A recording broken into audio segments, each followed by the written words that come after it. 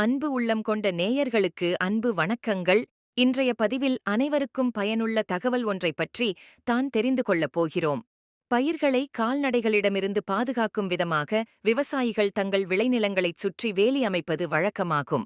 அந்த வகையில் இயற்கை முறையில் முள்செடிகள், பனைமரங்கள், கற்றாழை மற்றும் பல வகை மரங்களைக் கொண்டு வேலி அமைப்பார்கள்.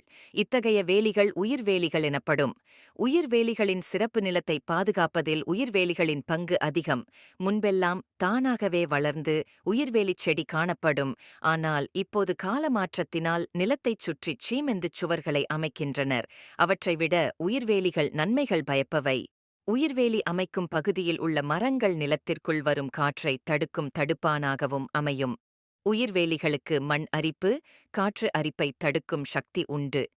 உயிர்வேலி உள்ளே நாம் பயிரிடும் பழமரங்கள், தென்னை, வாழை போன்றவைகளை கீழே சாயவிடாமல் காற்றின் வேகத்தை குறைத்து தடுக்கும் தடுப்பாக பயன்படுகிறது. கடற்கரை ஓரங்களிற் காற்றினால் மண்வாரி இறைப்பது தடுக்கப்படுகிறது.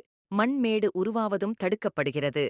உயிர்வேலி மரங்கள் பரம்பை முள், கிழுவை முள், கள்ளிச்செடி, நொச்சி, பனைமரம், கொடிப்பூவரசு, கொடுக்காப்புளி, இலந்தை முள், சவுக்கு காகிதப்பூ, கலாக்காய் மரம், சீகைக்காய் மரம் இன்னும் பல.